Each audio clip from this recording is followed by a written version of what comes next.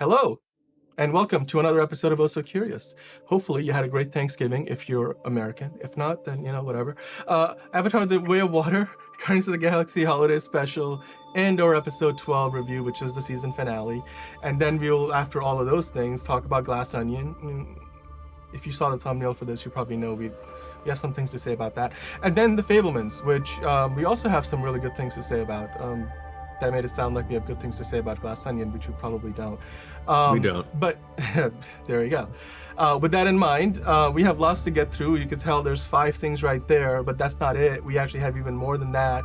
We're looking ahead to next week's show as well. So with all that in mind, let's start the show.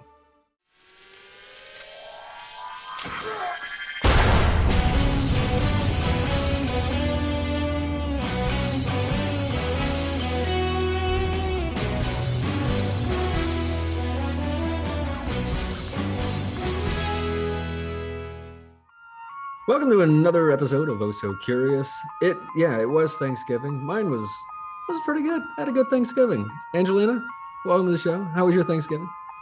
Good. Lots of kids. Lots of bananagrams. Lots of kids. Lots of kids. They're all really cute. Love kids. Just a lot of. On this channel, we love kids. Dan, good Thanksgiving, bad Thanksgiving, thumbs up, thumbs down. How you doing? I had a very restful Thanksgiving. I think that's a good word to describe it, because I spent a lot of my time catching up on lost sleep. So yeah, that's important for a guy like you. Yeah, no, absolutely. I'm glad. I mean, even so, like, I feel like I probably could have used even more sleep than I actually got. And when I say more sleep, look, my standard for sleep is 3 to 4 hours a night. So when I say more sleep, like 6 hours a night for a couple of nights. We're getting into a realm of normalcy. We're all so concerned. Andrew's face is just like, and my face is like, what? Yeah, no, that's Dan for you. Yeah. Well, I'm glad you did get some more sleep. I wouldn't call it an adequate amount, but you're getting there. You'll get there someday, I'm sure. Exactly. Yeah. This was a great week for movies. Not all of them, but I actually did have my faith restored in a couple things, and I did come away with a real idea, a real thesis about the problem here with movies. And that's that I saw Fabelmans, I saw Glass Onion, I saw real actors, and I saw celebrities just sort of hanging out. And I think we've fallen into this weird trap where, and I agree with Quentin Tarantino, he's been saying about the Marvel stuff, there are just no real filmmakers anymore. And honestly, to tack on to that, I don't think there are a lot of real actors out there. Celebrities aren't cutting it. Harry Styles, get out of movies. We were talking about that earlier. But I mean, I'm just, I think we haven't actually been watching movies. Am I overstating that? No, it's definitely quantity over quality. And I think I still, like, my heart yearns for those movies that we got to see as a kid and growing up and stuff like that. Absolutely. I mean, one more thing is that the Strange World, Disney's Strange World, star-studded celebrity casting is failing. I just want to say it's 2022. I think we know celebrities don't make animated movies better. Let's just say that. I think we know. I don't even know what that movie is. Nobody does. That's the problem. Nobody's going to see it. That's part of the problem. They spent 100. Okay, I'll give you a quick summary. It's a movie where, it's, I think, it's a family of people, which I don't think they have a particularly interesting backstory. No. Where I guess some members are estranged from each other, but they sort of come together and they're on this alien planet and they have an adventure of some kind. That's about it. That's about all the marketing really told you. And there wasn't much marketing of it at all. Like, they spent $180 million on this movie. Disney thought they were going to make 30 to 40 million on opening weekend, this Thanksgiving 5-day holiday weekend, whereas the movie's currently projected to make maybe like half that. Yeah. And so it's a flop. I mean, it's going to flop. Huge because flop. If it's this flop. Is what's doing an opening weekend, it's not going to get any better. Yeah, I mean, that's a failure in marketing, I think, more than anything else. If you don't, I don't know if it's just marketing.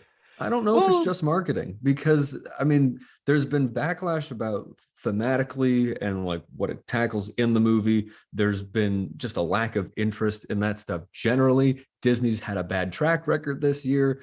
I think yeah. we're losing trust and faith in Disney. Plus, we had the whole Bob Iger, Bob Chapek thing happen this week too. Did you guys hear about the And drama of how that played out?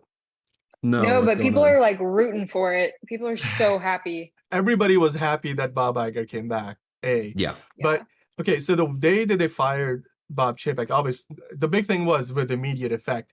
They were like a bunch of executives, Disney executives, and maybe even board members who were at that Elton John Elton John. concert at Dodger Stadium, and Bob Chapek was supposed to, I think, introduce Elton John, and so he was at the concert, including the person who was like his right hand man, and then this thing comes out, like this press release, and everybody finds out basically at the same time. So Chapek found out through that release, not through any other like, oh hey, we're about to fire you, and then Nobody like We would told love him. to.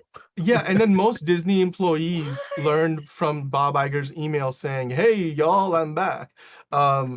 So he left the stadium while so he didn't do the introduction or anything. I mean, can you imagine? Like, I mean, okay, I feel a Wow, little bad for the way they went about letting him go, but Disney there was an is emergency meeting savage. leading up to this, so You something know must have what? happened which caused this to just unfold in such rapid succession. I think there's just been a lot of, they've had a really bad year. I mean, Yeah.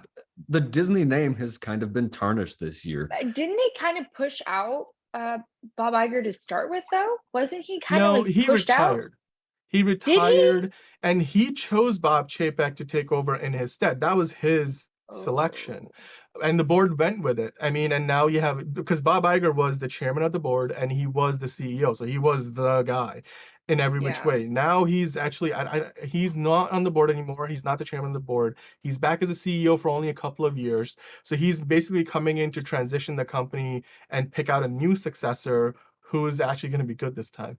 Oh, There's been that's so rumors Oh, that maybe savage. the goal is to sell the company to Apple. I don't believe that quite so much, because doesn't I mean, Apple has the money. Apple has more than enough money to buy Disney several times, but I just don't think there's business sense there. However, I do think that Bob Iger is going to start getting back to releasing Pixar movies in theaters, not to send them to Disney Plus, like, yeah. because Pixar was ready to like mutiny after Turning Red went straight to Disney Plus, Yeah. and Not that it's that was a good movie.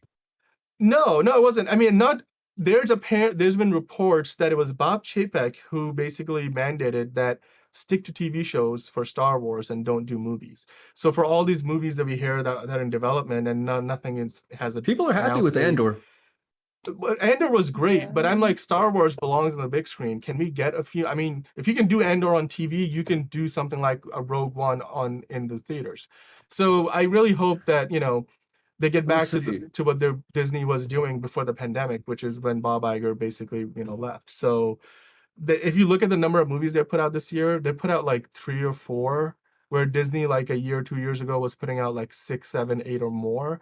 Yeah. And I'm talking theatrically. Like everything else, they went straight to streaming. Even like, I think even a movie like Disenchanted probably had enough, or Hocus Pocus, the new one, probably had enough of an audience that this should have had a theatrical run.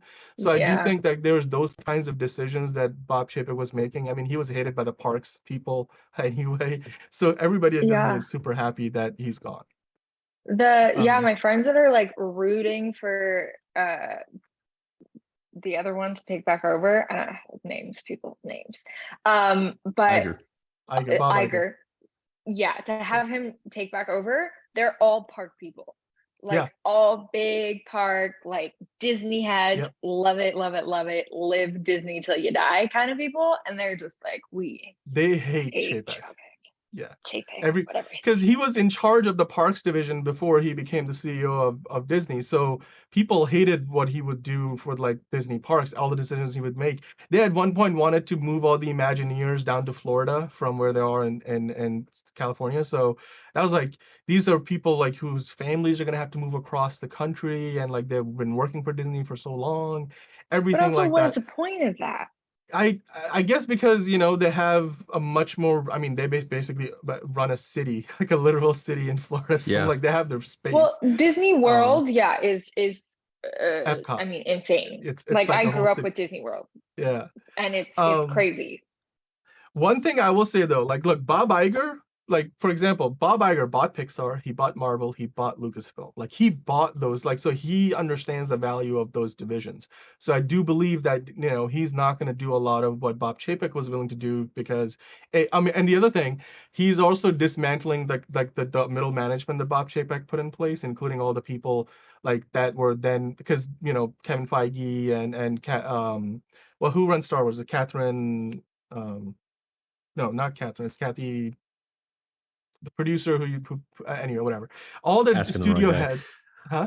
All, You're asking the wrong guy. Honestly, whatever. what you All the mentioned, studio heads were not allowed to do are not allowed to pick where their movies and TV shows or their movies would go to streaming or theatrical, and the creative heads of their studios didn't have the power that Bob Iger gave them. It's kind of like what David Zaslav is doing at Warner Brothers, where he gives the creative heads of the studios not just the responsibility, but the authority as well to do what they need to do to be successful. Whereas with Bob Chapek, he put a lot of middle management in place to like take care of that. And a lot of those people had corporate and banking, and those kind of backgrounds, which, Disney is built on creatives. And I think Bob Iger is doing a fantastic job now of swiftly shoving that aside and saying the creatives are in charge again. And I think that's going to be a we'll big see. part of what We'll brings see. Disney back. Honestly, what you said about Also, Apple buying Disney, yeah, it makes me that part very, very, very nervous. I If you're nervous. don't watching think it's this, going to I happen. don't trust either of these companies at this point. I it could be Also, is that even legal from like a I political don't think it would get standpoint? past yeah. Because Apple the and Justice Disney Department. are Yeah. such huge conglomerates. Like, there's just no way that economically that seems 1,000% illegal. Yeah. If you're watching Yeah. this right now and you're thinking that that's a good idea or a bad idea, comment, let us know what you think, because that's a hell of a conjecture, I would say. But on that note, we did get some comments this week, and we do want to see exactly what it is that you have said to us. So, would you show us the comment of the week? Comment of the week. That girl on your show is disrespectful. You know what? I don't know if this one is for me to respond to. Wait, how so? What makes me disrespectful? What did I say that was so offensive? Dan, what's the context here? Well, look at the thumbnail on the bottom right. Oh, I don't think there's any problem here. You don't know the guy. You just didn't watch. aloofness. It's not even willful ignorance, guys. It's just ignorance. Like, I didn't know him because I didn't really watch it, and like, obviously I feel bad that he died, guys. Like, I never want anybody to die. We've lost so many incredible people this week. I just didn't know who he was. Like, that's really just all it is. Like, y'all aren't gonna be crying over musical people. Was this on died. YouTube or was this on another platform? This is on YouTube. This was on YouTube. I got some other ones this week where guys like, the guy said he's not even a fan of Spielberg. What does he know about movies? I'm like, what do you know about opinions? Well, Not all supposed to have one. Look, Angelina, now you've been initiated into the comment of the week section, so we can. Sorry, guys. But you are new to the show, so It made me laugh. It's Yes. all good. I'm sorry, Home But- Slice. I am sorry I upset you. There were a couple other comments too in there where when there was one person who was like, I was a fan of the Super Sentai from 1975, and when the Power Rangers showed up in 1993 or something, I was like, oh, this Voltron light, like crap, like there were other comments in there too. I just thought like the disrespectful was kind of funny. It was funny. Because it was weird. Like, I'll be honest, we talked about it before we did this segment, and then Andrew like basically asked you about it like right off the top, and you're just like, me? I was like, oh, let's see where this goes. It was hilarious. Sorry, guys. Me with It's the no same Disney fault of stuff. your I'm like, own. I don't know anybody's names. I'm sorry. Hey, It's look, okay. Jason David Frank was, I mean, I've over the course of the last week, I've been watching all kinds of videos, like Amy Jo Johnson, who was the Pink Ranger. She directs TV, a lot of TV now. And she did like a live stream, just kind of, for a place for people to kind of come in and talk about and remember him. And he was, you find out, I mean, we've done a lot of these tributes for so many celebrities that passed away in the last couple of years. And every time, like, it's somebody, because there's this effect where you may not personally know the person, but you felt like they were a part of your life, so you feel like you knew them. Yeah. And so when they pass away, you really start to find out just how much that person meant to people. And it's just, whether you're remembering them for one reason or the other, it's it's impactful. And I will always remember Jason David Frank as Tommy Oliver, the Power Ranger. And I even remember checking him out like when he was doing MMA stuff. So like he was the real deal. Like he wasn't just doing moves on a show. He actually Yeah. did MMA in real life. So yeah. No, I mean, that still weighs heavy on my heart. I probably can take it's one of those things where Kobe Bryant passed away and it took me I mean, probably that like was heartbreaking for me. Yeah. yeah, like a few months to even compute that we live in a world where Kobe Bryant, like he's not there anymore. It's Yeah. that level of, like God, because it's you feel like a part of your childhood just disappeared, or he's gone. He's not. You can't like ever go meet him at a convention and something like that. So yeah, I do feel you feel the loss. So Well, in any case, Yeah. welcome to the club of being hated on this show. Thank you. Thank you very much. The water's not so bad. Right. You gotta sort of adjust to it. It's welcome. Yeah, I'm Glad like, to have you. yeah, it's all good. yeah, Moving on, we're getting ever closer to Avatar: The Way of the Water. And okay, The so Way we of got a new Water. trailer. What did I say? You said the way of the water. I don't know. That's just Of semantics. the way of water. I saw the pop-ups in the movie theater. That looked I don't know. I'm not any more excited for this. Although I will say, getting an endorsement from Guillermo del Toro that's a good one to get. He's saying that James Cameron is a master at the top of his craft Wow. right now, because he's actually seen it, and that's okay. I respect him because I happen to think he's a master who's at the top of his craft. I saw was it Midnight Alley last year, and just the textures that he put in there. I mean, it was a sensual experience, and it wasn't even in 3D. So for him to be, praising this, which is supposed to be a total enveloping sensory experience, that's a good guy. Good guy to get. I will tell you, I'm really excited, guys. I thought I wasn't gonna like Avatar when that came out, but I was young. That movie came out 10 years ago now. The first one? 13 years ago. 13 years ago. And that was like the showrunner of its craft at the time. Like it was like using the best technology. Mhm. So 13 years of technological advancements later, like I'm so excited to see this movie. I love the first one. The pop-ups in the movie theater did look really cheesy, I'll be honest. But I'm really hoping that the movie's not cheesy. Yesterday in preparing for the show, I just sat there and like on the IMDb page, which you're looking at now, all the images that they have there, these are official stills from 20th Century Studios for the movie. So they're super high resolution. And I've got like, I was using my 4K monitor that I use for, color calibrated and everything for graphics work. And I just had these images up. And there's like 100 of them, over 100 of them. And I'm just sitting there. And each image is like an absolute marvel in the sense that look, I was looking at the details. Like I'm looking at how real the hair looks. I'm looking at the textures on the skin. I'm looking at like how photoreal. Like the first Avatar movie felt like it was photoreal. This movie looks in every, like I feel like I can just touch Jake Sully's face and be like, that guy. I see that and I can appreciate it. And I know a lot of work went into it, but I always go back to the idea of like live theater where, who cares? Or like an improv show where there's no props, no costumes. But if you're able to tap into people's imaginations, they can see and experience everything that you're doing. For me, this doesn't make it a better movie yet. if I go and for some reason I'm like, I felt like I was there, it was incredible, and the story was amazing, and I feel something in my. If I come back and I'm, as we say, quelling over it, then I will. So I it's will eat just my the words. storyline that you're worried is going to be lacking? I Is that know it what- will be. I know it will be because the storyline in the first one was Pocahontas. Yeah, but okay, I get that, but like the thing is, I never drew those comparisons until afterwards somebody pointed those out to me. Because I was in the theater moment, thinking it, like when you're watching the movie, and I was 14. Yeah, I was Well, going to okay. say, I was like, you were a baby But- critic. You were a but, like, harsh you know, baby critic. most people, okay, but there in are the most blood. people go to a movie and they just want to be enveloped by the experience.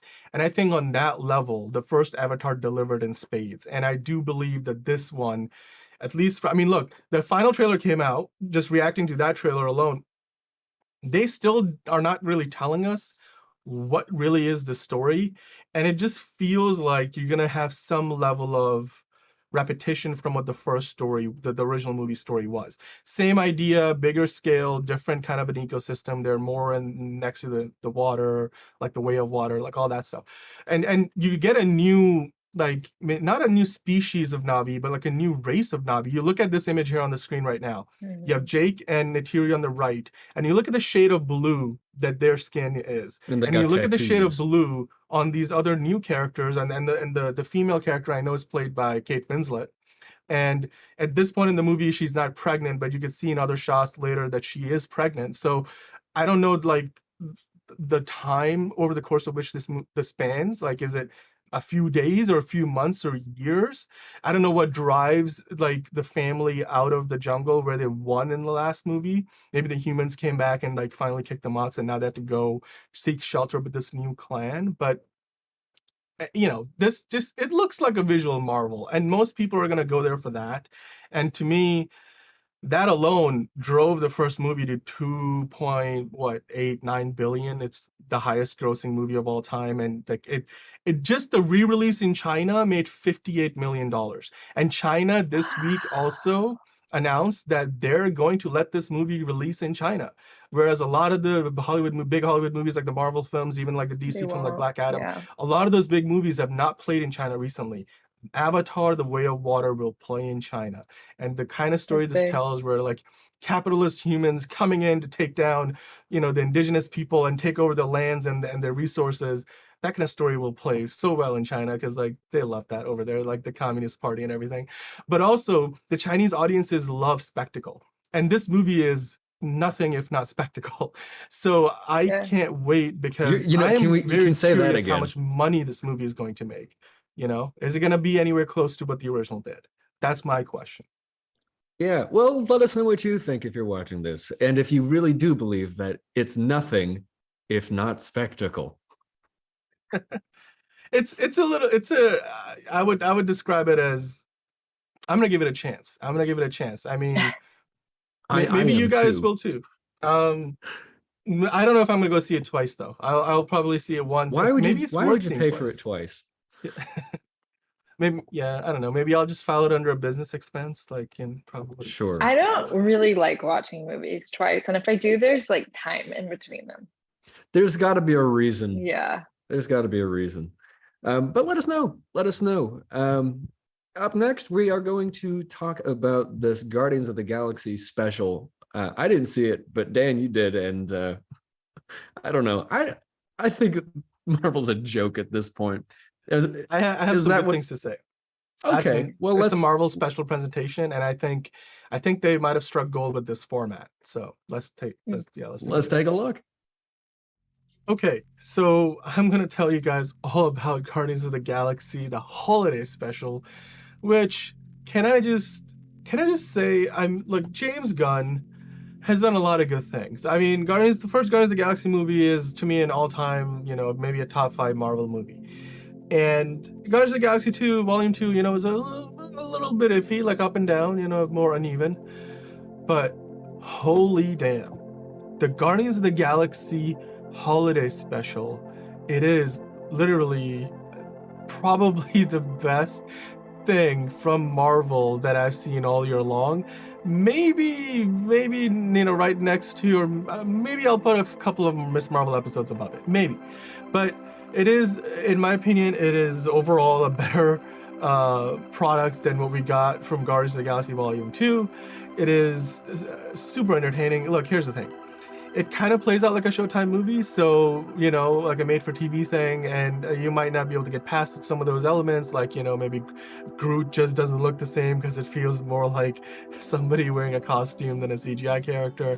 It's produced on, with a slightly lower production values than what you see from, a lot of Marvel projects, whether it be shows on Disney Plus or movies in theaters. But look, if once you suspend your disbelief after the first 5 to 10 minutes, which, it's only 40 minutes long, it's 42 minutes to be exact, which is basically designed for TV, like to play with the commercials. And I guarantee you that the week of Christmas, there's going to go on broadcast television, probably on ABC, Guardians of the Galaxy special with 3 or 4 commercial breaks in the middle. You get an hour of goodness from the Guardians. And I can see, that's maybe how they designed it. I can even tell maybe there was parts of, where you could specifically edit to insert commercial breaks. But like I said, once you get past the first 5 to 10 minutes, it's hilarious, it's heartwarming, it is like the perfect holiday thing where this could have been a train wreck, an absolute disaster. But man, I gotta say, these Marvel special presentations are really striking a chord with me. Werewolf by Night, Guardians of the Galaxy not Volume 3, that's coming soon, but the Guardians of the Galaxy Holiday Special, it is fantastic. I have to be honest with you guys, there's a few things now I'm looking back at that were Disney shows, like Hawkeye, which, 6 episodes, but there was some filler. There was actually quite a bit of filler in there, and I just wish maybe they just took that and turned it into, maybe a 60 to 90 minute long TV movie, essentially, in a world where Netflix is spending $150-200 million on things like The Irishman and the Gray Man, Knives Out sequel, The Glass Onion, and basically turning them into streaming movies. Why can't Disney just take that money, that kind of money they're already throwing into this, and do more, 60, 90 minute long movies like Guardians of the Galaxy Holiday Special is? It is absolutely fantastic. The King of Christmas Easter egg. That was great to see them walking around in LA. There's Kevin Bacon in this. Kevin Bacon is in this thing. I love Batista. I love Palm Clementif's Mantis. Of course, Chris Pratt is back. I'd love to see how this connects, to the overall Guardians of the Galaxy story arc. Overall, it's a fantastic little, holiday special. Just enjoy it for what it is. I don't think you should go into this expecting the world. I didn't. I did not have very high hopes, and maybe that's why my reaction was so positive. I gave myself 3.5 minutes to talk about it. I'm clearly going over that because of how much I love this thing. But yeah, look, the story is great. They're basically going to LA, and they're like, we're going to get Kevin Bacon as a Christmas present for Star-Lord, who's a little down on his luck, because Gamora is gone, and he basically would rather spend the time with her. I mean, they had this whole, love connection going, and I feel his pain. I'd love, if I was in his position, and it's the holiday season, the festive season, he's finally back on Earth. He's seen Earth for the first time in decades.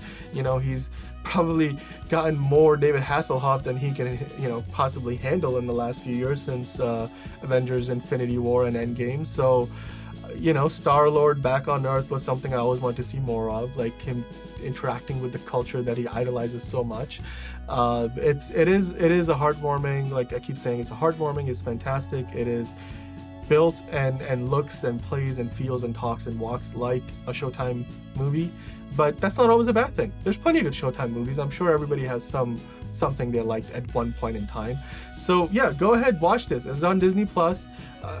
My thing would be go into it knowing that this is something that, where they're going for that effect, that Showtime kind of a movie, lifetime movie effect. It's not meant to be something that is your traditional Marvel fare. They go a little more smaller on the scale, much higher on the heart, which is, what you'd love to see in a holiday special. So I'd recommend it. Check it out. Let me know what you thought about it. You obviously know that I loved it. and I'd love to hear more from you guys. I think they're doing really good with these Marvel special presentations, and I'd love to see a lot more of them. It's like the one-shot revived, except now they're longer, they're better, and I mean, you know what? Maybe some TV shows they're doing, instead of doing 6-9 episodes, just do one of these things and make it longer. Make it like 60 minutes, 90 minutes. Don't have to be 40 minutes, 50 minutes.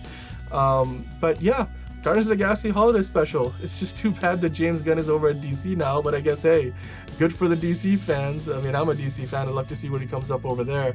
And Guardians of the Galaxy Volume 3 is coming out soon, so I can't wait to see that now, because if he was able to do this here, then I think, you know, that only speaks to, you know, where he is as a filmmaker, his mindset right now, and where he can take that story, the conclusion to the Guardians of the Galaxy trilogy. And I'm really looking forward to it. And this was a pleasant surprise at you know, the most wonderful time of the year. So do check it out. I highly recommend it. If Top Gun Maverick gave you hankering for more aviation movies, this was your chance to go see Devotion. I didn't see it. Angelina, you did. And just for the record, Top Gun, for most people, was this uplifting, almost vaguely patriotic, but not explicitly movie. It was this thing that tied people together, and real feel-good, positive movie about like teamwork and trying to, you know, accomplish something. Was this that? Was, because some people are going to look at this and think, oh, I already saw Top Gun Maverick, I don't need to see another one. So I wouldn't say that it's the same. Okay. It's based off of a true story, which makes it more heartbreaking. The movie's a little slow to start, but I cried for the last 30 minutes of it. And Oh my God. it takes, yeah, straight, 30 minutes straight. And I wasn't the only one in the group of my family that went to go see it. Half of us cried for the last 30 minutes. So take us through the story a little bit. What are we dealing with here? Yeah, so essentially Jonathan Majors plays a true life Navy pilot, Jesse Brown. The movie is based off of a book based off of Jesse's real life. The storyline is really incredible. He was one of the first and only American Navy Black pilots. The story really plays into that. And in general, just the amount of, I mean, racism, just blatant, like, trying to push him out throughout the whole of it. And the character really plays into that. And he even holds like a book of all of these awful things that people have said to him. Wow. You experience racism like in the movie and everything that he is fighting for, but how he has to really be so much more different and reined in than all of his other pilots in his troop. So it, all in all, like, the movie touches on a lot of incredible points. It seems very historically accurate. It doesn't try to paint like a cuter picture of what his story was.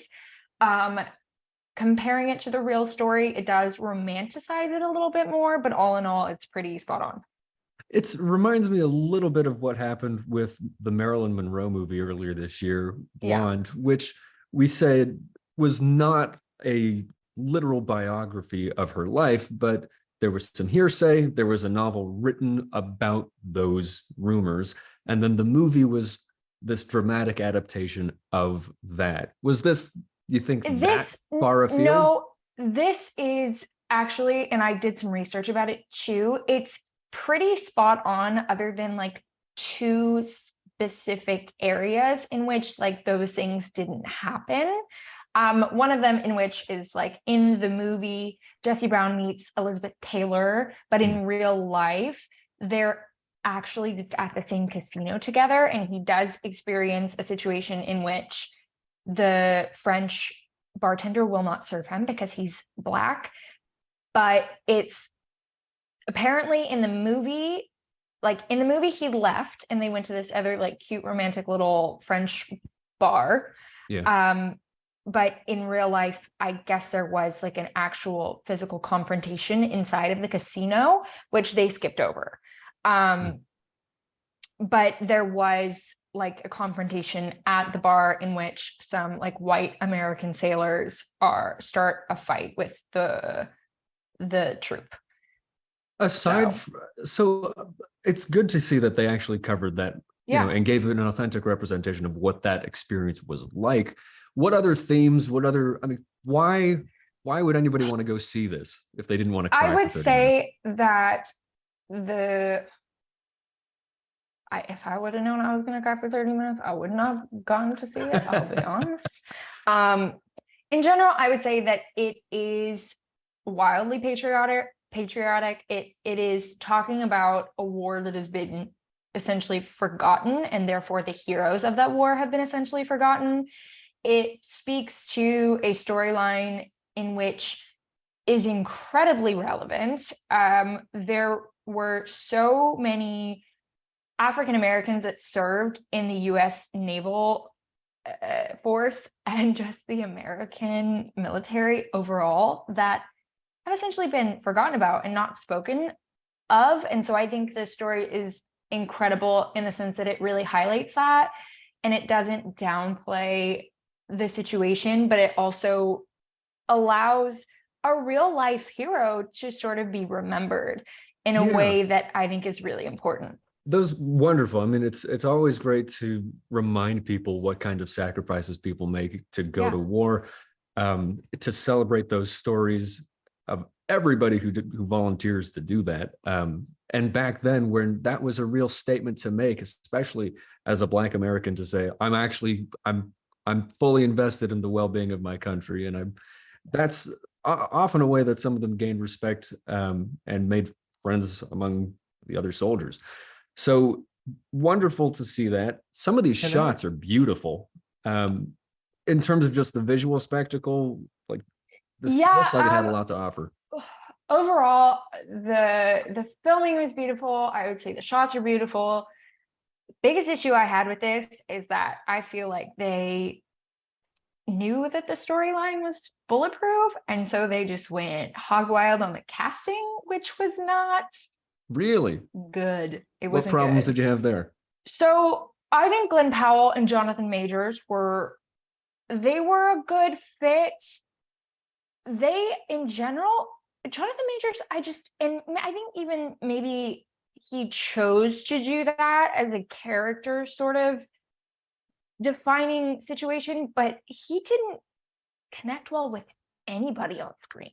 Like his wife, Daisy is a character name. There's something off between their chemistry. Like it's just not. And you don't think that was a deliberate choice, an acting choice? And that's honestly, as I'm sort of like ruminating on it more, because he had the same issue with Glenn Powell.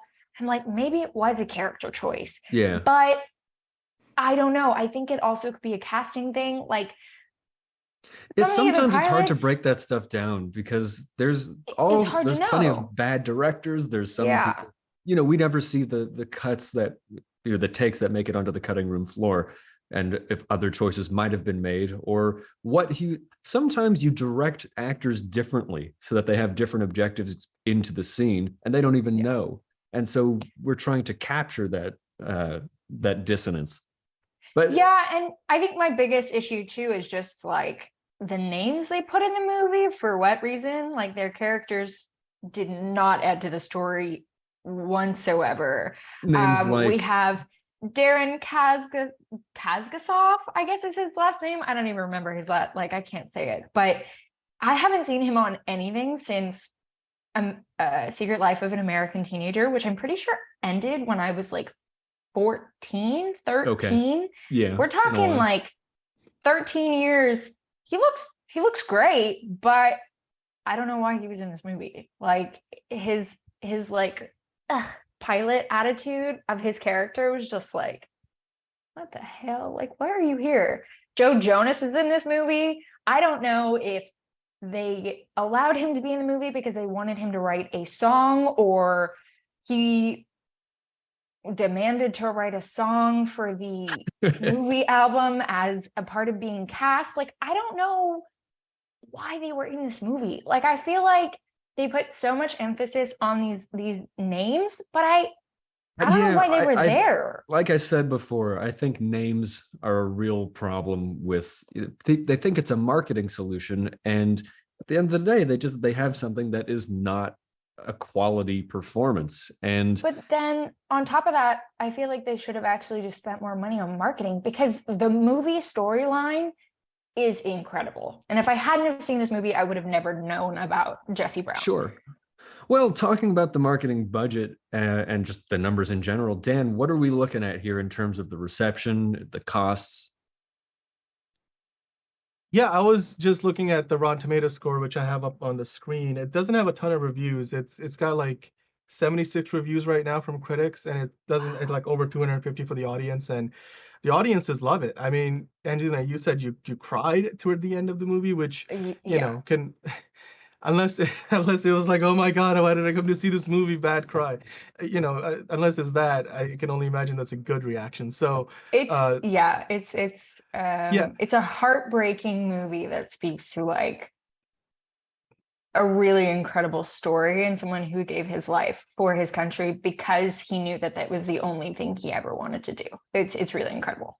And to add to that, look, I back in high school I did some research because I was working on this big documentary video project on the Korean War, and learning about how it is truly the forgotten war. It's sorry, my computer's going off. Give me one sec.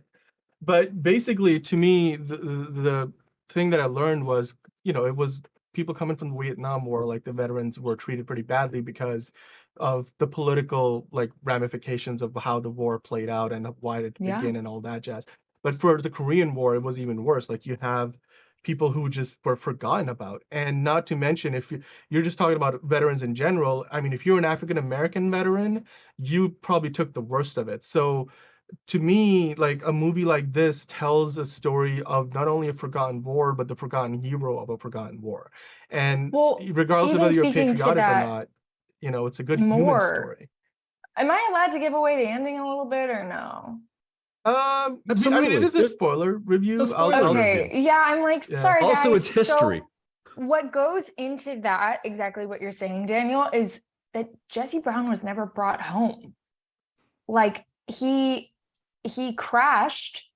Glenn Powell's character, Tom Hudner, who was his wingman, crash landed his plane in order to try to save Jesse Brown, and Jesse Brown was stuck, bled out in the plane, and they never brought his body home, which, if the biggest thing about the American military is that they're always supposed to bring them home, even if it's posthumously. Still to this day, Jesse Brown, Tom Hudner's family is still trying to excavate and find his body to bring him home. They never brought him home.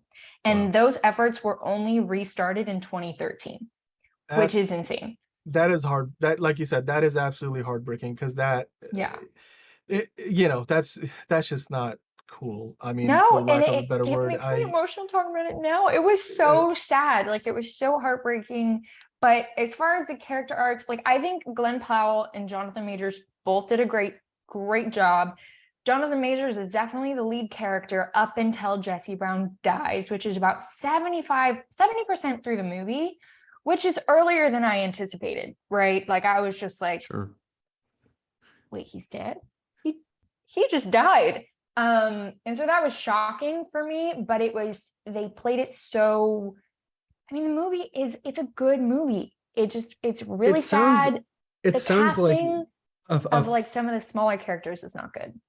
Yeah, I was gonna say, it sounds like this is a full meal of a movie, and it commits to the reality of the history. And it really, I mean, just looking at some of these stills, this looks like something compelling to watch with a story that matters. Everyone that I watched it with, I went and watched it with the family. Everyone loved it. Half of them did cry. And then one of my really good family friends, he's actually a retired U.S. naval veteran, and he said that it was all spot on as far as like the way they handled it. You can't ask for anything better. Yeah. That's wonderful. Well, go see it. Tell us what you think. Comment right here and let us know if you agree or if you disagree, or anything else if that's on your mind. If I could add to that a little bit, Sure. This movie was made for Yeah. 90 million. It's currently made 9 million on its opening weekend box office. And I think a story like this, especially when you mentioned, like, you know, they've only just started recent years to the efforts to bring his body back. You know, go support this movie. Like, get the message out there. Like, let's raise the awareness, because, you know, that's the only way we can choose to remember, or, you know, for people who are not even aware that this story, you know, this person existed and what they did. I think these are the kinds of movies that we should support there, and then we will get more movies like this, because I think we should be looking for movies like this. The casting director should be fired, but like everything else, great. Well, with that, let's keep it rolling. Andor. Did any of you guys watch Andor at all? Are you caught up, or are you watching, or are you planning on watching Andor at any point in time? I saw a couple of the first episodes. I'm not a Star Wars guy, so you know, am I going to continue? No. I've heard great things about it. People are saying it's the greatest content that Star Wars has put out in years. I would agree with that. I feel like that. it's going to be one of those shows that like somebody's going to turn on and I'm going to get hooked and I'm going to have to watch it. But it took me like 4 years to get into Stranger Things. And once I started watching it, I couldn't stop. Well, those are constructed to be addictive, but yeah. Yeah. You're I just exactly don't think right. that I'm going to watch this.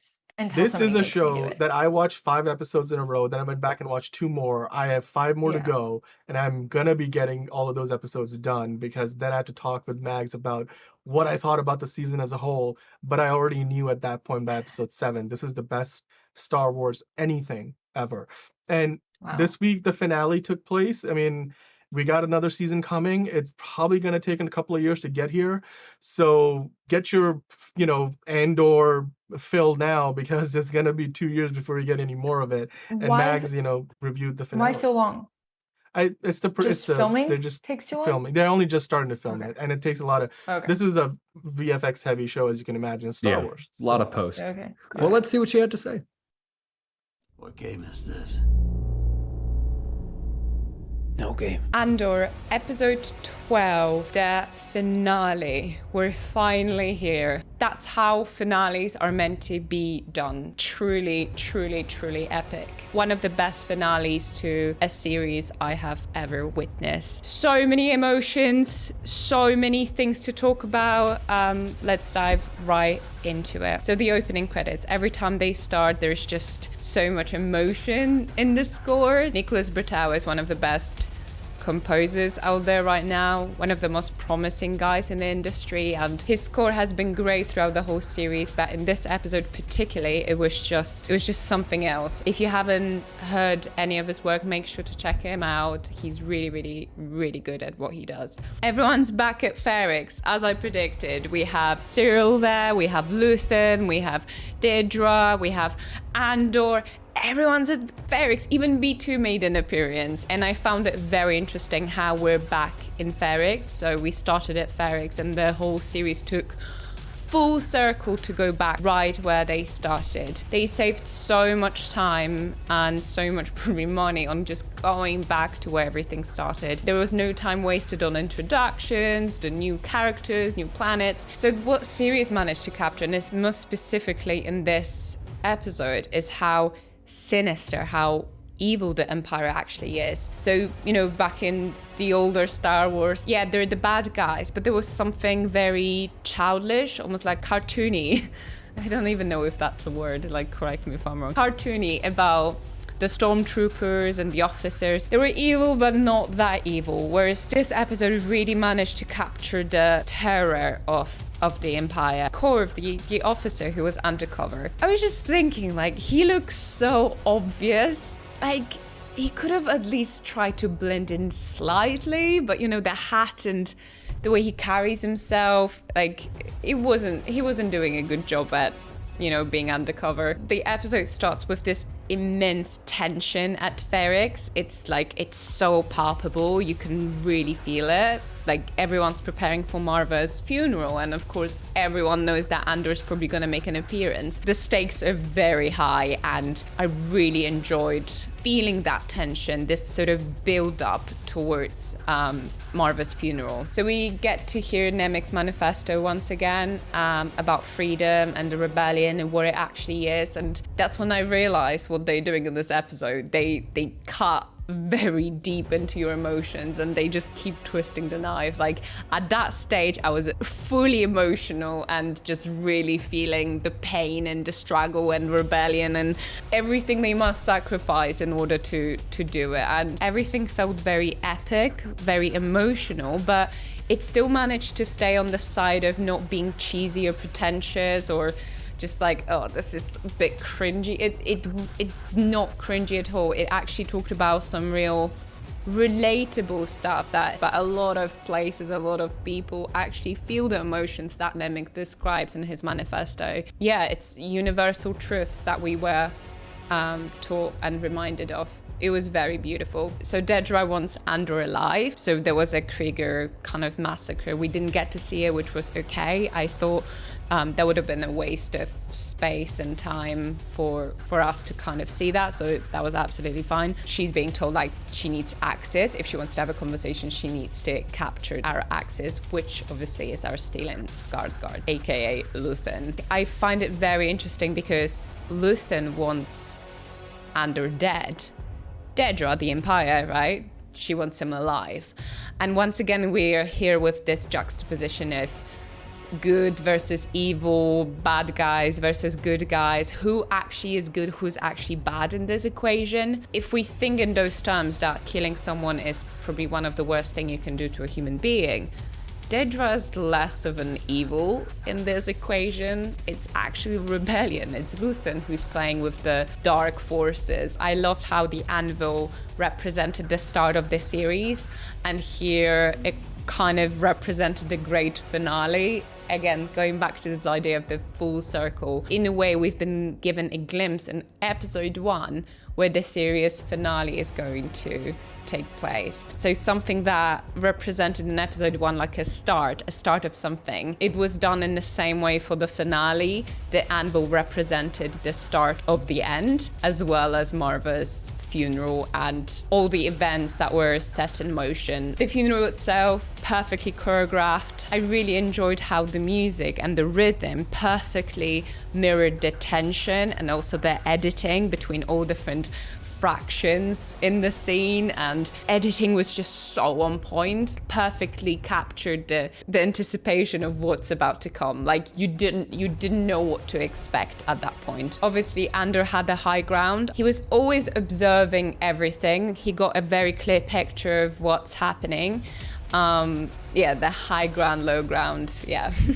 It's a recurring theme in the Star Wars universe. I have the high ground! If you think about it, all those people were foreigners to Ferrix, so it was quite funny how they tried to capture Andor on his home planet, somewhere where he was brought up at, surrounded by his friends and family, and it wasn't well fought through by the Empire or Luthen. Like everyone tried to capture him, but of course he's going to have the high ground because he knows the place. So he was just up there observing everything and everyone, and everything was just revealing in front of him. Like everyone's cards were kind of so almost given to him.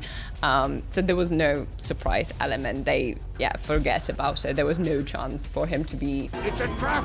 B2 in the middle of all this. It actually made me giggle. Like there was so much tension, so much, anticipation about what's about to come. And I must say, I really enjoyed the fact that this episode was so unpredictable. And normally, I must say, I'm really good at this. I'm really good at predicting what's going to happen. But in this finale, I had no idea what I'm waiting for. What was quite interesting was that we, as an audience, we knew everyone's plan apart from Andor's. So we knew what Dedra intentions were, we knew where they were stationed, we knew what Luthen's plan was. But the only person we actually weren't aware of, or what he's going to be other than rescuing Biggs at some point, was actually Andor. Biggest highlight, Fiona Shaw's last delivery. And I'm so glad that we had this one final scene from her, and even though we didn't get to see her die, I knew she's gonna make a comeback. She's not there, but still she's kind of working as this one major distraction to Andor to succeed and for the rebellion to form. So, you know, even after death, she was still a beacon of hope and inspiration, and she's speaking to everyone there. She's managing to reach everyone's hearts. Luthans, Empire, people of Ferrex, everyone hears and gets something out of this message. She started a real rebellion there, and everything that followed afterwards was just a massacre. Cyril saves Dedra. That was it was very interesting scene because she was in such utter shock. You know, I talked about Dedra before, how she comes across as one of the most terrifying people on screen because she doesn't smile, she doesn't blink, she shows no emotions. In this scene, she was just completely stripped of her guard that she kind of kept having throughout the whole series. So this is actually the first time ever we get to see her humanity, and it's unsettling to see her vulnerable self, and the fact that Cyril is part of it is it was just so sweet to witness, and I'm glad they didn't kiss. Obviously that would have been just a bit too much. I'm very curious what's going to happen with her in the future. Perhaps she leaves the Empire. I don't know, but I'm very curious to see how this event affected her.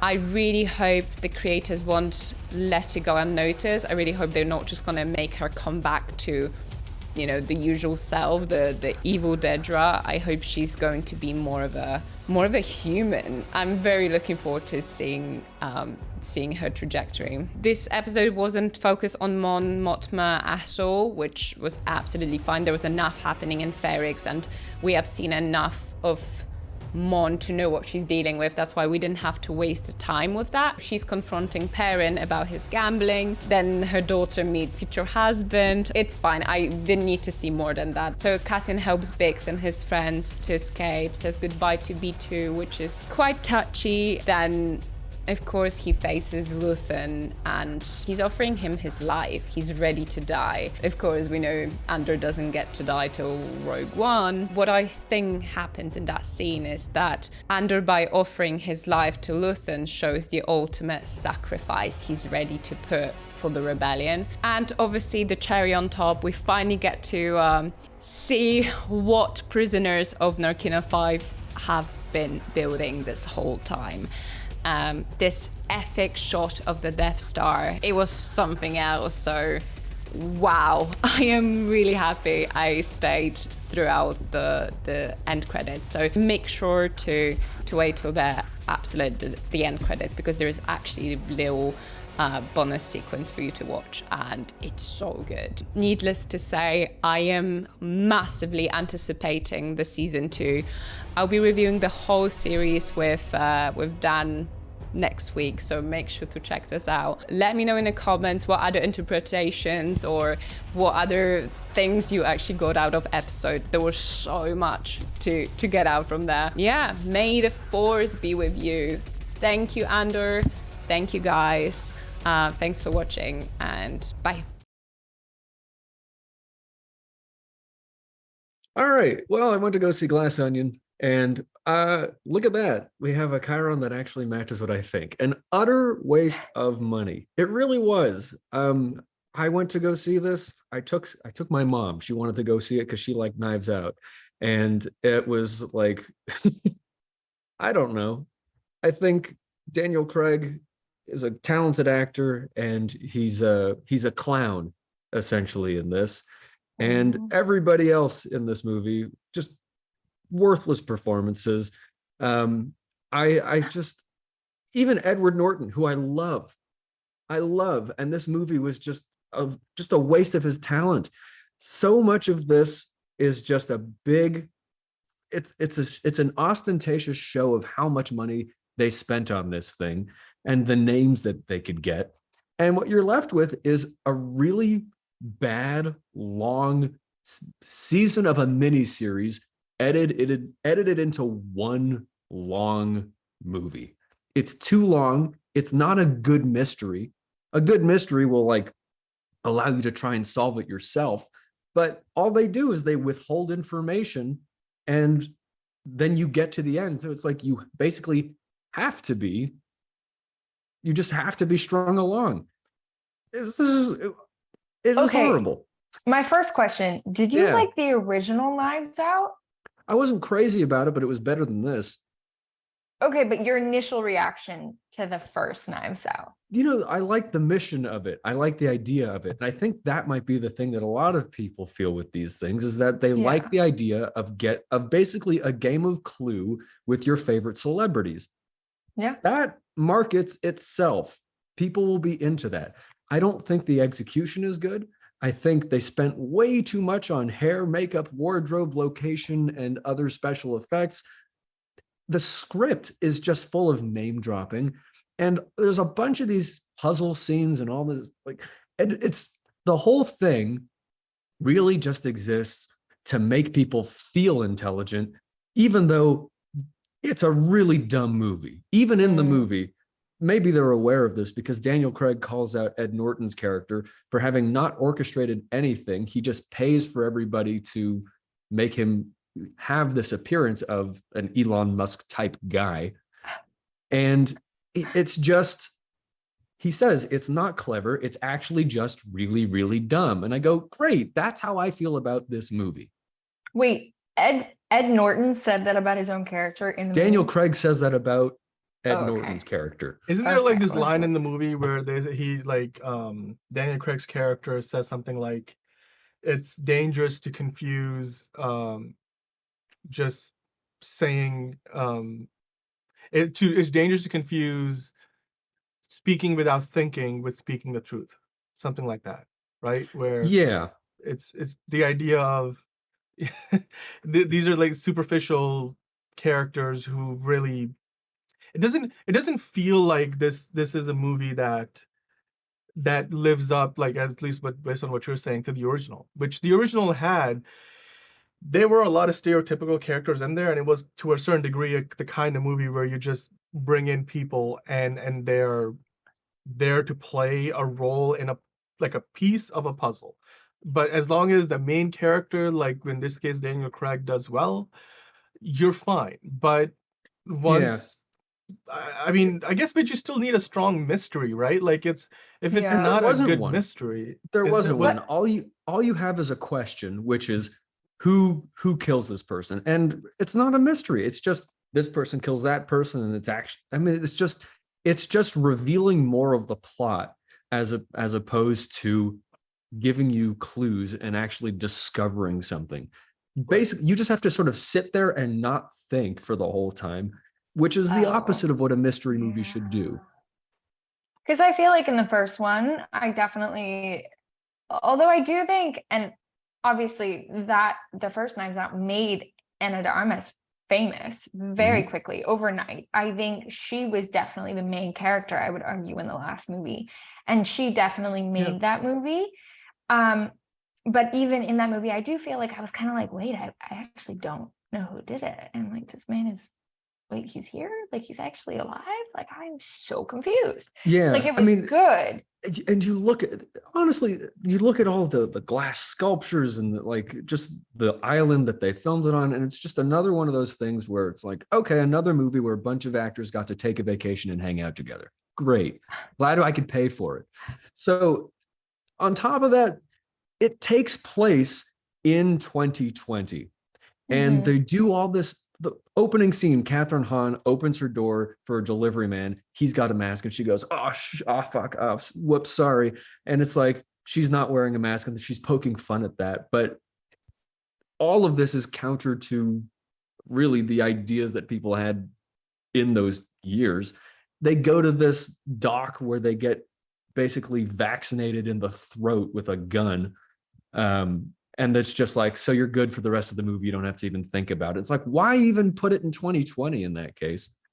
And especially like 2020 reality. That's weird. It was full of these stupid name-droppy type things. They clearly had made this before all of the FTX stuff and all of the Bitcoin and crypto stuff that happened in the last couple of weeks, because they were trying to pump up NFTs and crypto. And really, it was like a list of buzzwords and a list of celebrities. And they said, this is everything that people are talking about. So clearly it's a good movie. And you know what? It's just not. Yeah, honestly, within the 3-word text message I received after you watched that movie, I was just like, yeah, I don't really want to deal with the Grove to watch that. Yeah. Good. So apparently the movie's actually doing well, though, because it was released in theaters, limited, and people are excited to see it. And, you know, I definitely had people sitting next to me being like, oh, well, Dave Bautista, he's so hot. And like, this was a great movie. This was so fun. And it's like, I had a horrible time. And honestly. Oh, no. I mean, you are our harshest critic, so I'm not surprised. Maybe, but when it comes out on Netflix, I'll watch it and then I'll watch it. I mean, again, I took my mom. She is not a harsh critic at all. And she hated it. She hated it. Oh, no. Yeah.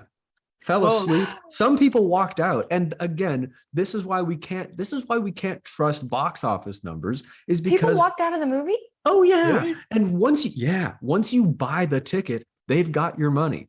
So it doesn't matter if you like it or if you dislike it. You paid to go. So telling. You paid them for it. And so yeah, people walked out, people fell asleep. I hated it, but I stayed for the whole thing because I'm a trooper and I owe that to you.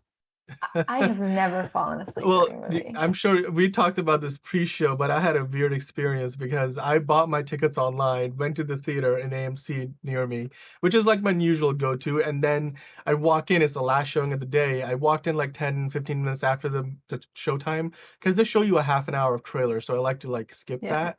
And there was like a cop there like, oh, can I help you? I'm like, yeah, I'm here to see a movie. Like, it's a movie theater, right? Like, and I've got my ticket. I bought them online. He's like, yeah, we're closed. We closed like 15 minutes ago. Like, and there's nobody here to validate your ticket, which seemed like a really odd thing. I've never had that happen before. I walked in to like midnight showings like 15 minutes after this started, and it's not been a problem. No less on a Saturday. I don't know what happened there. I got my money back at the end, so maybe I saved some money, like in effect, because now I can just wait till it drops on Netflix. I don't have to go watch it in theaters. I mean, look, it is doing well with the critics. The 93% Rotten Tomatoes, 222 reviews, 93% with the audience rating. And at the box office, as of, Sunday morning, like they're looking at basically a number of 15 million that is pulling in for the weekend after playing in only like 638 theaters, which basically... Is it just because people are afraid to tell Daniel Craig, like, you did a bad job? I don't... No, you know what? Daniel Craig doesn't do a bad job in this movie. In fact, his accent is actually better in this one than it was in the first one, because it was not good in the first one. What was the accent? I don't even remember. He goes from being a British guy to doing this Louisiana bayou sort of thing. I do remember. And it's like, I will be honest, that accent is really hard to nail. I had to do it and I'm from Florida, and my the grandfather I was raised with is from like Baton Rouge, and I can't even nail down the accent. It's so a tough one, like, but he opted to do it. If you're gonna be in a multi-million-dollar movie and do an accent, like, you just go and hire a Louisianan to teach you. Or you at least, you try to nail it before you start filming. But I think after you're James Bond and you sign up to do something like this, everybody kind of knows, victory lap, just kind of enjoying it. It's going to be funny. I don't have a problem with that. I just think the rest of the movie isn't funny enough to like work with that character. And I don't know. It wasn't even convoluted, and it could have been. It was just them not giving you all the information up front. Let me ask you this then. Like, here's the thing. Most people will, I mean, the movie's called Glass Onion, a Knives Out mystery. It is basically the same continuity, different stories. Only one character really comes across, which is Daniel Craig. So to people who went and saw Knives Out and are fans of that movie and would like to see more of that movie, which this is meant to be, what would you say to them? If you like the first one, this one still has Daniel Craig. It still has a bunch of stupid, out of touch rich people with their rich people problems talking to each other. And honestly, the whole conceit is really getting revenge on them. And something I wasn't crazy about, a bit of a spoiler, is the resolution, it seems, comes from burning the Mona Lisa, which I wasn't a fan of. It's like you're getting revenge on Ed Norton's character who bought it, and he has sort of a fetish for it. But given what's been going on with works of art and people trying to destroy them to like call attention to climate change, or it was just like, really, we need this in a movie too. That's thought, just straight sacrilege. yeah. Being, as That's someone who weird. studied in France, like I studied in Paris, France, and I went to the Louvre. Like I spent 4 full days at the Louvre across the 6 weeks I was there, because you can't see all the art in 1 day or 2 days or 3 days. There was still art I didn't get to go watch, like see. That's ridiculous. Yeah, How I do you feel mean, about just the false equivalence between having money and being spoiled, I think, is over exploited here. It's like, not everybody who's got money is evil. Not all of these influencers are stupid. And it's just, at the end of the day, it's kind of just like a bunch of stereotypes that if you're watching it, you just think, yeah, this is what rich people are like. And it's just as unfair as any other stereotype, I'd say. I mean, to kind of follow up on that, like this, from a business standpoint for Netflix, is meant to be like this big spectacle play, and they gave like 400+ million to Ryan Johnson and Daniel Craig to make 2 sequels. Basically said, here's your budget, here's your payment, keep the rest. Like, it's like whatever. So there's this, they had a big red carpet premiere, you have a lot of glamour and all that stuff, and but it looks like a lot of that is empty. Like it's there's no substance behind it. It was Whereas totally empty movie. I mean, and I'll be honest, even the spectacle of it was underwhelming. It was, there was a lot of glass, and they broke a lot of glass, and they okay. there was a replica of the Mona Lisa, and a big island thing. And I'm sure the way it was actually built, I'm sure the actual building was CG, but I just thought it was a silly waste of time that they dragged out for way too long. There's an entire middle sequence where they expose one of the characters as actually being the twin sisters. Like, I don't care. You still don't have any, where that sequence starts and ends. It's any of these people could have killed the guy. And at the end of that sequence, any of those people could have killed the guy. It's like, that was a waste of 45 minutes. I mean, I can't believe they used that trope. Okay, well, it looks like this movie, based on what you're saying, just relies on tropes, stereotypes, and then just, I guess, political messaging, or like maybe not political, but just like what you said with crypto and stuff like that. I never like it when that stuff is put ahead of telling a good story. Like, just tell me a good story. That's all I need. It really good just mystery felt like keeps you hooked. They had a list of things that they wanted to include to make it sound like, if only really edgy, in the know people will understand all of the references. And so if you do, you get to go, oh, I'm in the know, I understand. And then Ed Norton gives this whole speech about how important it is to be a disruptor. And I was watching that, and I was like, some idiot's going to look at this and think that that's what they have to do. And the fact that they call themselves disruptors in the first place, it's the whole, like disruptors of society, disruptors of society, what? of art, of the bleeding edge of progress. And there was no redeeming quality to any character in this. Daniel Craig is silly. He's smarter than everybody, and you get a couple good laughs out of that. But I'm really not impressed here. Yeah, that's not good. If you can't walk away and say, yeah, I liked that character, but you have to specifically say, I disliked all of those characters, that's not redeeming at all. Yeah. So let me just ask you one last question then. Would you recommend somebody go see this in theaters for the few more days it's out? And a few hundred theaters. So I guess if you actually have it playing near you, because for me, like there's only one theater near me playing it, that AMC that I went to, and I think that's like a 50-mile radius, almost nowhere else in the state, unless you go, I think, to the edge of Connecticut. There's like, or not really, but like, Yeah, there's no, very few theaters no. playing this. Would you recommend somebody go see this in a theater? Let Netflix let them hang to dry for a little. Let them hang them out to dry, right? Just let them spend the money. They're gonna make another one of these. I'm definitely not gonna fall for this again. This happened with Gray Man. This happened every time they go. Netflix has released its own content. It's so good, we're actually going to tease it in theaters, and you should pay to see it there, because actually, as it turns out, we're not making a whole lot of money on our typical model of gaining subscribers. In fact, we're adding ads. And you know what? You go, and it's like, yeah, they spent a lot of money on the CG, on the lighting, on the actors. Gray Man, they spent $200 million, and it was bad. Well, they were trying to establish a franchise. That was clearly the intent of that movie, was we want to turn this into spin-offs and sequels galore. And they did. Don't know how you could announce all of that afterward, but I'm sure. Yeah, I'm sure. But you know what? Netflix is in the business of creating middling miniseries that each episode ends on a cliffhanger. And when you're there, the Sandman you was have good to watch.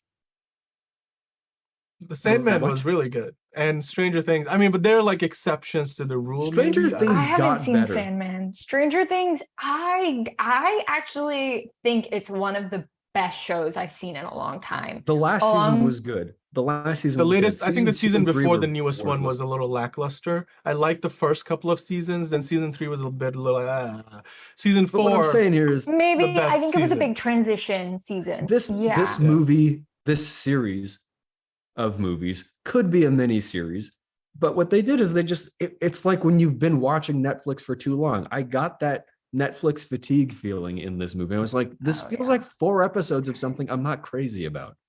Well, so there's going to be a sequel. Stay home, watch it there, take breaks in between, because they don't divide it up into episodes like they should. Yeah. Well, there's going to be a sequel because they already paid for it. They paid like $500 million to make 2 sequels to the original. And this is only the first of those 2 sequels. So more to come. Yeah. We'll see. But you know what? It's not just my opinion that counts. Let us know what you think. And if I'm totally wrong, if I missed something, if maybe I'm the big idiot here, I would love to know. Let me know. I'm really interested to hear your opinion on this. Maybe in the meantime, you'll be called disrespectful next week. Yeah, it could happen. Okay. However, right after this, the next day, I went to go see this movie, The Fabelmans, and I was actually at a loss for words with this. I was emotionally moved. Even in this review, I'm like still kind of recovering from the emotional halo of this movie. Here's that. I love this movie. It's a Spielberg movie too. It was. The Fabelmans is perhaps the most relatable Steven Spielberg film I've ever seen. It tells a story of what we can assume is based on a young Steven Spielberg, and takes us through a sort of James Joyce Portrait of the Artist as a young man timeline of early youth. We start at the first movie he ever experiences, and he's afraid of it because he doesn't know what to expect. And we see his relationship with film and with art and with the way that he learns to use his creativity. We've seen biopics before where the relationship to music is, it's this thing, I just got to do it, and it's so explicit. I found this really refreshing and real because the way that it's expressed, his relationship to movies, it's something that he doesn't really have a choice in whether or not he does it. It's part of his life, and the opportunities seem to find him. The passion that he has for it isn't some compulsion, oh, I gotta do it. It's really a feeling of, this is what I have to do. And we've heard millions of people say, oh, I gotta do it. And this really shows what that means without saying it. He doesn't fit in at college, and, he's trying to give, a normal job and a normal path a chance, but it's just not who he is, and it tears him up. But that's way further along. Along the way, we get amazing performances by Seth Rogen did a really good job. Paul Dano, I've always been a huge fan of it. He's wonderful in this. And there's a couple other cameos, but everybody brought their A game in this. The moments of the immigrant Jewish family clinging to their customs, trying to fit in, trying to establish a sense of identity in a world where it's not the norm, brushing up against anti-Semitism and painting a really good picture of what it was like to grow up in the late 50s, early 60s in America. There's laughs. Genuine earned laughs. And because it's sort of a biographical film that isn't trying to be a biopic, it's not so predictable. And yet it rings true because, the events unfold naturally. When you're a creative and the son of a really practical man, in this case, an engineer who builds toys and computers and works for IBM in the end, and is a really smart, intelligent man, you know that you come from the same stuff, and yet you're not driven to do the exact same things. This captures that in such a real way, and we get not a big, overly emotional acceptance of that in the end, but a realistic understanding and respect. We put that up against his mother, who is this free-spirited artist, this musician, who will do everything in her power to grant opportunities for his talent and his gifts to flourish. Other things complicate that and complicate his relationship with both of his parents. And it affects whether or not he feels he should pursue his passion.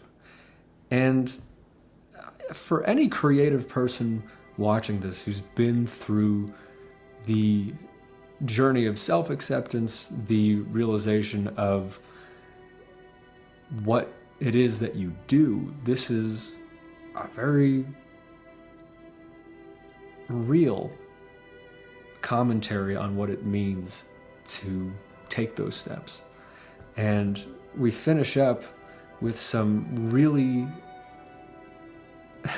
true experiences. He gets to meet his hero, and his hero isn't this, inspiring stereotype of the guy you finally get to meet, and once you get he's a jerk, but you know what? He knows what he's talking about.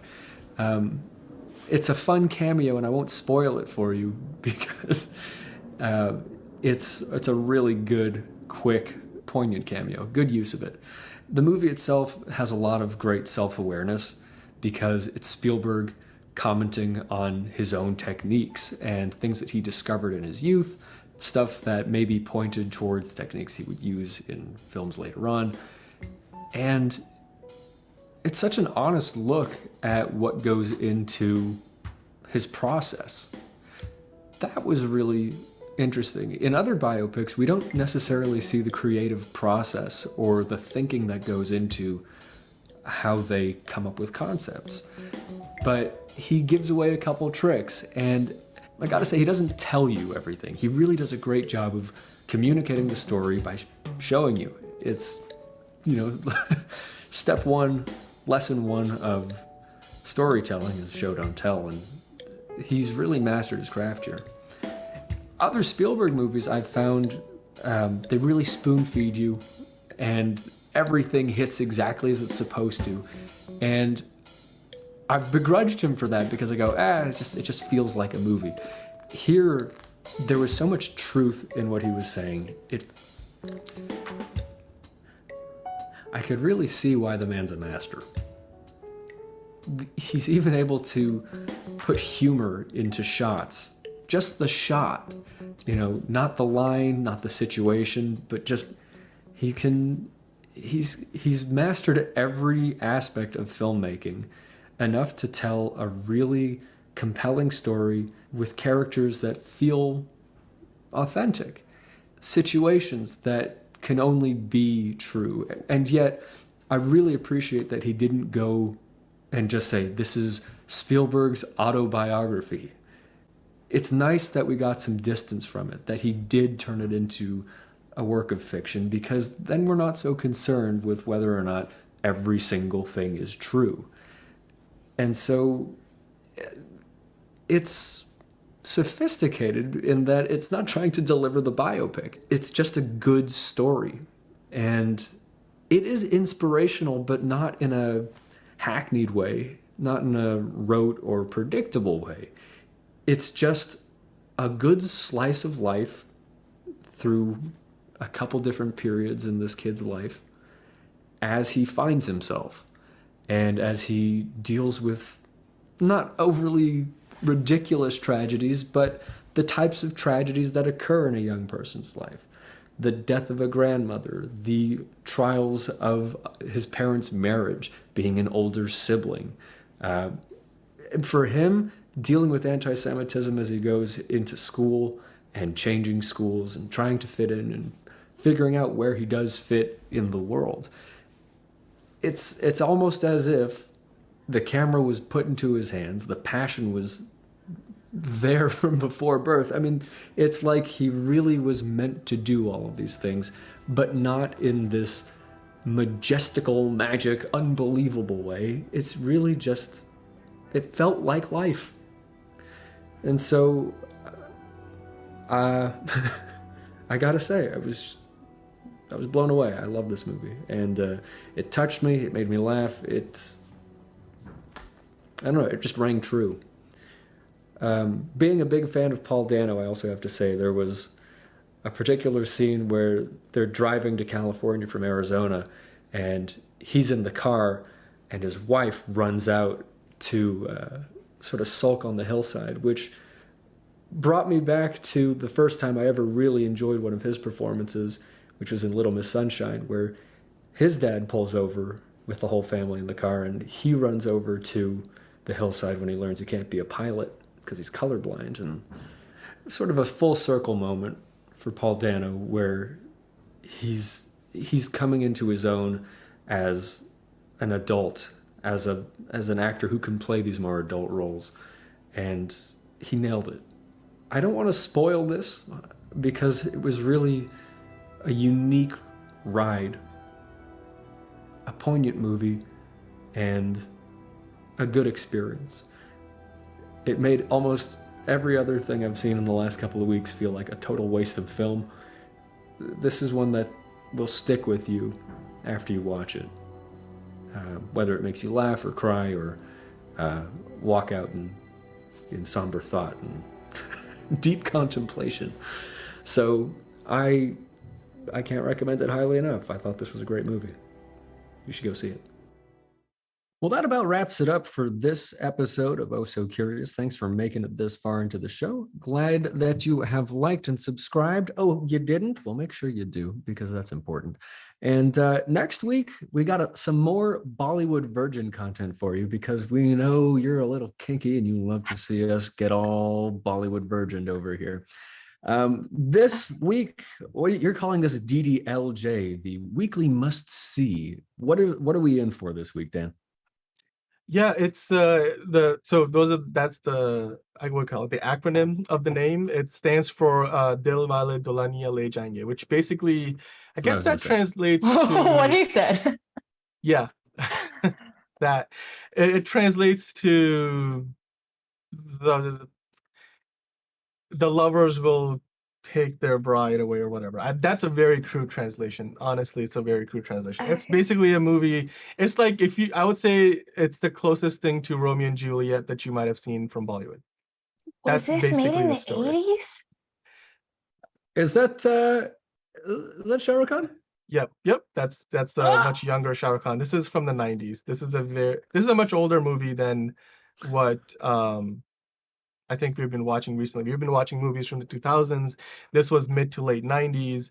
It's a movie that like holds like a few records in Bollywood too. Like it came out like at this point over 2 decades ago, but even I think it might still be, but as far as I know, even a few years ago it was still playing in some theaters in Bollywood. Like they just put it up. Like, oh, we don't have a ton of movies to play. Let's put this up back in theaters to play. This is also the movie, if you watched Miss Marvel when it was out, there's a scene when when her the person she's like really into, that kid like takes her out for a joyride in his sports car, and they're talking about like what movies they like, and Kamala says like, oh, I think Bazigar is way better than DDLJ, which Bazigar is another movie that Shah Rukh Khan did before, with including the same actress like Kajol, who's in that one too, which by the way we can do that one at some point because Bazigar is a remake of a Hollywood movie, which was a remake of an older Hollywood movie that was based on a book. So we can do that comparison at some point down the line. But yeah, so if you watch Miss Marvel and you were like, what is DDLJ? We're going to watch that next week and talk about it. I think it's on Amazon Prime, so it's not that hard to find. It's so cute how into this you are. You can see how passionate you are. Me? Oh, this is one of those This is movies, his culture. like, this is what he grew up with. I know, literally, it's one of those. It's one of those like, 2 or Shah 3 Rukh Khan movies is that I great. remember, like one of the oldest things I remember watching kind of movies. That's like so late cute. 90s. Yeah. I was born in 95. Like I was maybe the first time I saw it, I might have been 3 years old. So one of my first sets of memories of movies, period, comes from this movie. That's awesome. Yeah. All right. Well, in addition to that, we're going to be talking about Andor. So, but before I move on, any other thoughts? I mean, looking forward to it, not looking forward to it? You know, I like Shah Rukh Khan. He's a talented guy. You'll be impressed with just the ability of this guy to do all of the things he does. He brings a lot of character to the screen. He's a likable actor, I would say. I mean, it's just So I'll give him another shot. A love story, absolutely. I'm there for it. Give me some of those good 90s feels. I'm there. Yeah, I think You said a mouthful. It is literally in many ways a Romeo and Juliet story, like in the sense that they fall in love when they're on this trip going across Europe. I hate Romeo and Juliet. I think it is like the worst. It doesn't have a tragic ending. Shakespeare. Like, so it doesn't have a comedy. Nobody into Shakespeare? No. I'm like the only actor of all time that was like stage trained that is just like, I hate this man. He's so depressing. He was so pessimistic. Yeah, in so many ways. Every single one of his, like, even his comedies are tragic. I'm just like, they're all tragedies. Yeah. Well, they call them Shakespearean tragedies. Life is a tragedy, and we're all actors upon the world's stage. It was meta commentary before meta existed. You can't hate Shakespeare. In life, I hate Shakespeare. I do. It is what it is. But no, that's the art, is seeing the beauty in the hopelessness and understanding that you're here for the show, and you put on the best show you can, and then it's over. And then you die. Yeah. Hey, people don't die at the end of this movie, so just saying. Good. Okay, good. It doesn't have a tragic ending. I mean, it's iconic for a reason, because people like walked away with. There's this like really big redemptive moment at the end of the movie. But that's not the only thing we're doing next week. We're probably going to be talking some more Avatar, because that's coming out soon, and it's going to be the biggest thing in the world when it does come out. It's going to get a Chinese release, so it's going to play virtually everywhere. But outside of that, I did want to preview, because I don't know how much you guys have seen Andor, but Andor season 1 just finished. Mags and I are going to have a conversation talking about basically the best Star Wars show of all time, and quite possibly the best anything Star Wars ever. There were 12 episodes. Not hey, Disney Plus gave 12 episodes to this show. And they had a lot of practically built sets. They weren't on the volume shooting a lot of this stuff, which made it better looking than like what we saw in Obi-Wan Kenobi. The VFX were top notch. They had a great cast. And this show felt like something that you would watch on HBO. Like if you're watching The Wire or you're watching Chernobyl, like it gets dark at times, not just visually dark, it gets thematically dark. And I just think like this show People are blew fans. me out of the water. Like I literally, my first reaction was, this is not Star Wars. This is not Star Wars. This can't be Star Wars. It's that, and in a good way, it's that damn good. Yeah. So I can't wait to talk about like my overall thoughts on the entire season.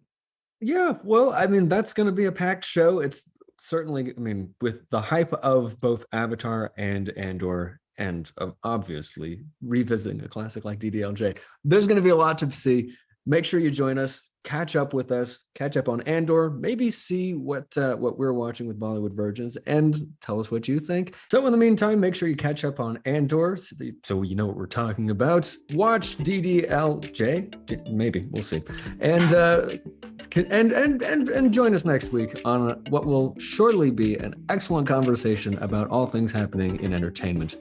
Thank you for watching. Like, subscribe, share, slap me in the face if you get a chance. And I love you. Have a good week, everybody.